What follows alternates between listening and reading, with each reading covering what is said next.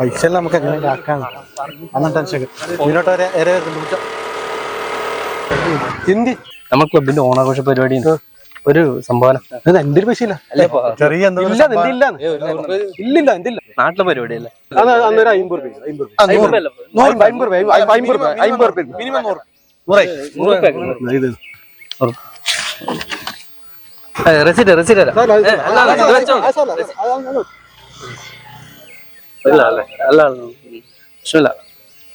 എല്ലാം വലിയ വലിയ വീട് തരുന്നതോ 100-50.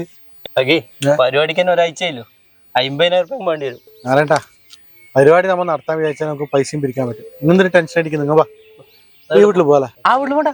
എന്താ യോ അന്ന് ചികിത്സായത്തിന്റെ പിരിവിന് പറ്റാൻ അവിടുന്ന് നായിനെ അയച്ചിട്ട് വിട്ട് ഇനി ഓണത്തിന്റെ പിരിവിനുമാര് ചെരുപ്പ് കയറി അന്ന് പ്രശ്നമാക്കണ്ട കൂട്ടാ. ഞാൻ റെഡിയാക്കി തരാം. നീ വാ.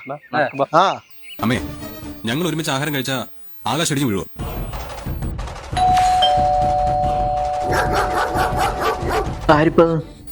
പിരിവാറൊന്നും കൊറേ ആളുണ്ട്. പിരിവാറോ ഇവിടുന്ന് നിങ്ങൾ പോണ്ട, ഞാൻ പോവാ. അതെ ഞാൻ പോയാല് നിങ്ങൾ പോയെങ്കില് 500 രൂപ കൊടുക്കേണ്ടി വരും. ഞാൻ പോയ 500 രൂപ ഒതുക്കും. പിന്നെ വീട്ടിൽ പിരിവാറ് വന്നപ്പോ പൈസ കൊടുക്കണ്ടേ?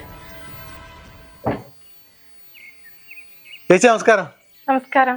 ആരിപ്പ എന്തേ? നിങ്ങള് പുഞ്ചിരി ആർട്സ് ആൻഡ് സ്പോർട്സ് ക്ലബിന്റെ ഈ വർഷത്തെ ഓണാഘോഷ പരിപാടിയെ ബന്ധപ്പെട്ട് നിങ്ങൾ ക്ഷണിക്കാൻ വേണ്ടി വന്നത് ഇതാ നോട്ടീസ്. പരിപാടിയുടെ ഭാഗമായിട്ട് ഒരുപാട് കലാകായിക മത്സരങ്ങളുണ്ട്. പെണ്ണുങ്ങളിലെ കുറെ മത്സരങ്ങളുണ്ട് കേട്ടാ.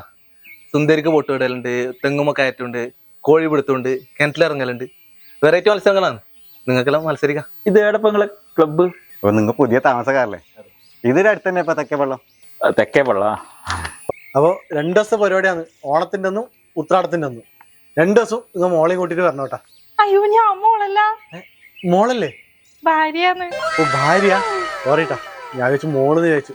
തെറ്റിദ്ധരിച്ചല്ല, എല്ലാരും അങ്ങനെ പറയുന്നത്. കാണുമ്പോ മോളായിട്ട് തോന്നില്ല ചേച്ചി. സോറിട്ടാ. ശരി പോവാ. അതെ. ഓ. അപ്പൊ സംഭാവന വേണ്ടേ? സംഭാവന വേണം. എത്ര ഇതിന്റെ?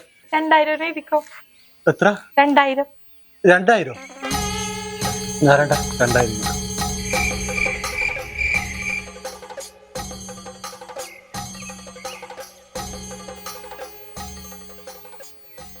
ശരി അപ്പൊ ഞാൻ വരുന്നു.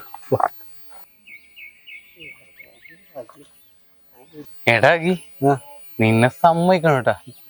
കുട്ടാ നിനക്ക് പെണ്ണുങ്ങളെ മനഃശാസ്ത്രം അറിയില്ല.